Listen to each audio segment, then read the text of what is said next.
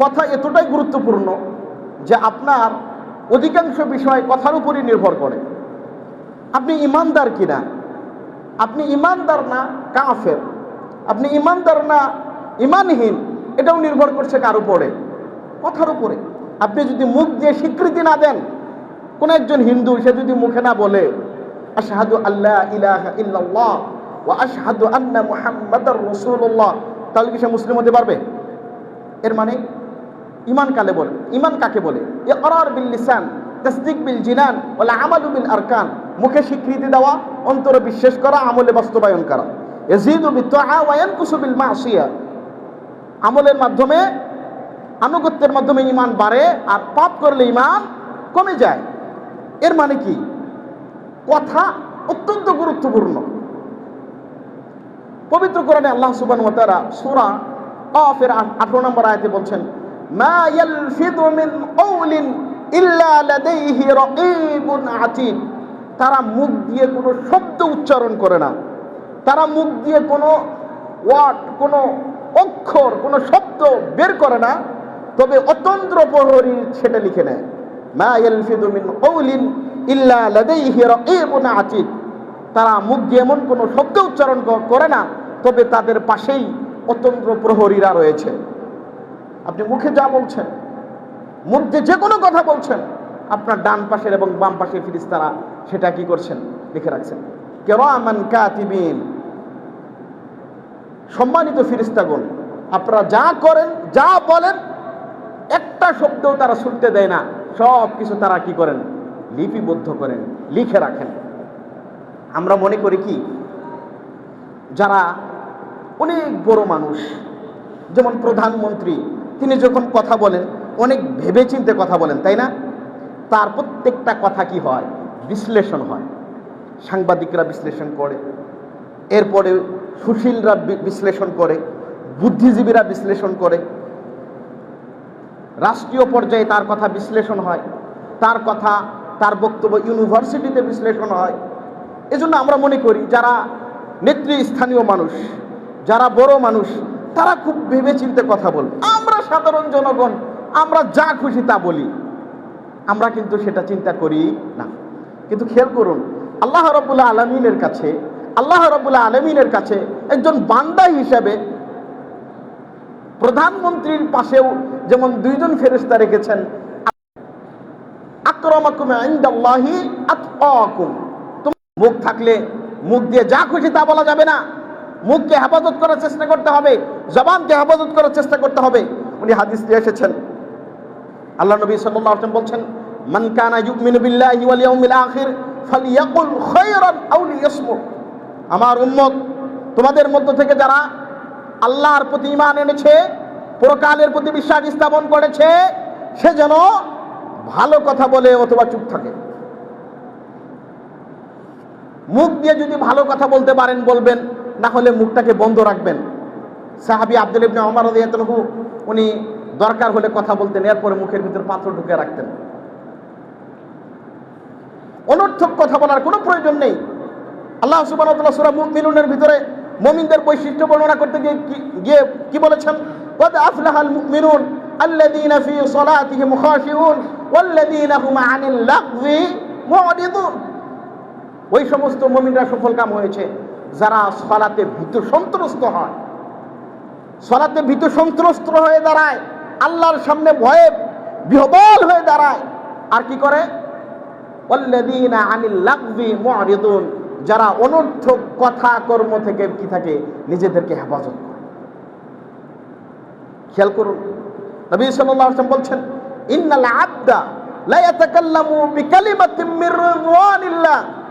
এমন কিছু বান্দা আছে, তারা মুখ দিয়ে কথা বলে আল্লাহর সন্তুষ্টিমূলক। খেয়াল করেন, মানুষ যে কথা বলে, কথাটা দুই ধরনের। তার কথায় হয়তো আল্লাহ সন্তুষ্ট হন, অথবা তার কথায় আল্লাহ অসন্তুষ্ট হন। অথচ লোকটা কথাটা কোনো প্রকার গুরুত্ব ছাড়াই বলেছে। এই কথাটাই আল্লাহ নবী বলছেন, ইন্নাল আবদা লা ইয়াতাকাল্লামু বিকালিমাতিন মির রিদওয়ানিল্লাহ। একজন বান্দা আল্লাহকে খুশি করার জন্য কোনো কথা বলে, লা ইলকিলাহা বালান, সে যে কথাটা বলছে ভালো কথা, আল্লাহকে খুশি করার মতো কথা, কিন্তু সে এটাকে খুব গুরুত্ব সহকারে বলেছে বা খুব চিন্তা ভাবনা করে বলেছে, এমনটা না। আল্লাহ রাসূল বলছেন ইয়ারফাউল্লাহু বিহি দারাজাত, আল্লাহ রাব্বুল আলামিন এর মাধ্যমে তার অনেক মর্যাদা বাড়িয়ে দেন। আপনি আল্লাহর প্রশংসামূলক কিছু কথা বললেন, কয়েকজনে গল্প করছেন, বলছেন আল্লাহর যে কত শুকরিয়া, আমি আল্লাহর শুকরিয়া করে শেষ করতে পারবো না, আল্লাহ আমার কত কত দয়া করেছেন। গল্প করছেন, গল্পের মাঝে আপনি আল্লাহর প্রশংসা করছেন। আপনি কাউকে দাওয়াত দিচ্ছেন দিনের, হয়তো স্বাভাবিক গল্প, কিন্তু কথাগুলো ভালো, এই কথার কারণে আল্লাহ আপনার মর্যাদা বাড়িয়ে দিবেন। আবার কিছু মানুষ এক জায়গায় বসে গল্প করছে, সাধারণভাবে গল্প করছে, কিন্তু এই গল্পের মাঝেই সে এমন কিছু কথা বলছে যাতে আল্লাহ অসন্তুষ্ট হন। আল্লাহ নবী এটাই বলছেন, ওয়াইনাল আবদা লা ইয়াতাকাল্লামু মিন কালিমাতিন মিন সাখাতিল্লাহ, কিছু বান্দা আছে যারা আল্লাহর অসন্তুষ্টিমূলক কথা বলে, লাইল কিলাহা বালান, কোনো পরোয়া করে না, এমনিতেই বলছে, গল্প করছে, এর কারণে আল্লাহ রাব্বুল আলামিন তাকে জাহান্নামে নিক্ষেপ করে।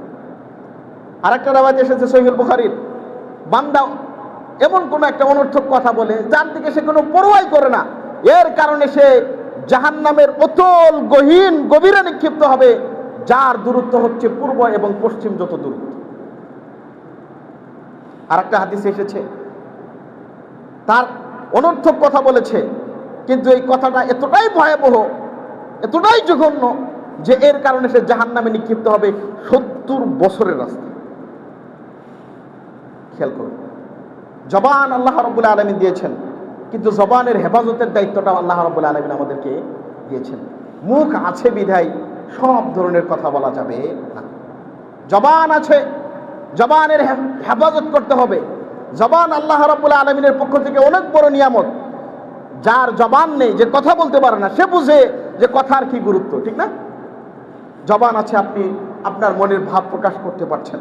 জবান আছে, জবান দিয়ে আপনি আল্লাহর ইবাদত করতে পারছেন।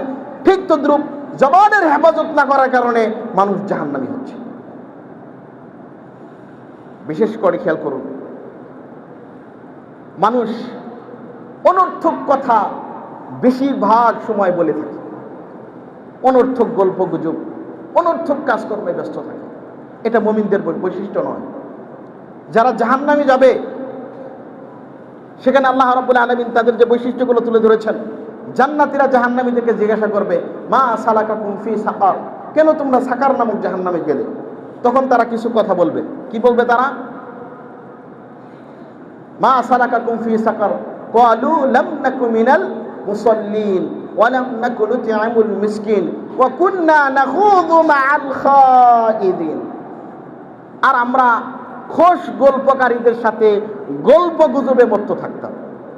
আপনি আজকে চার স্টলগুলো দেখেন, চার স্টলে বসে কে খেলা দেখছে, কোন দেশ কি করছে, এই সমস্ত ফালতু খেলা দেখছে, খেলা নিয়ে ব্যস্ত আছে আমাদের বাচ্চারা,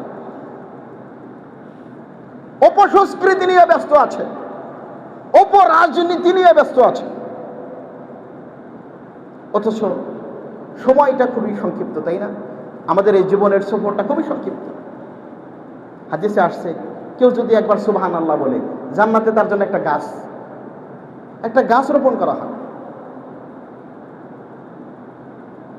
সময় কত গুরুত্বপূর্ণ। আপনি আল্লাহর জিকির করবেন, আল্লাহর প্রশংসা করবেন, ইস্তিগফার পাঠ করবেন, এর কারণে আল্লাহ সন্তুষ্ট হবেন।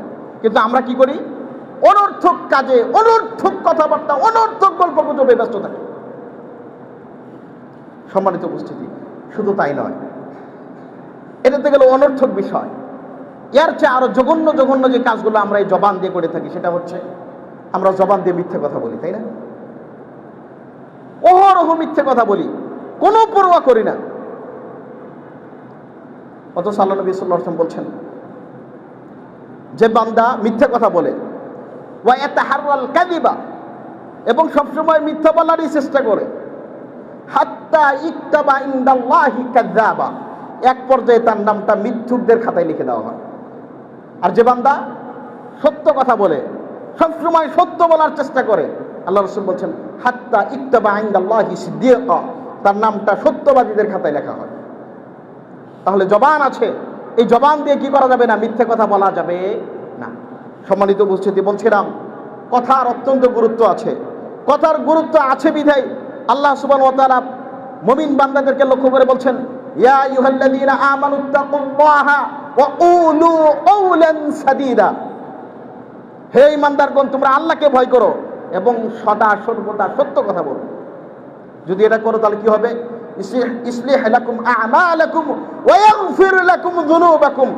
তোমরা যদি সদা আল্লাহকে ভয় করো, সদা সর্বদা সত্য কথা বলো, তাহলে আল্লাহ তোমাদের আমলগুলোকে সংশোধন করে দিবেন এবং তোমাদের পাপ রাশিগুলোকে আল্লাহ কি করে দিবেন? ক্ষমা করে দিবেন। সম্মানিত উপস্থিতি, কথার গুরুত্ব নিয়ে কথা বললে অনেক দীর্ঘ কথা।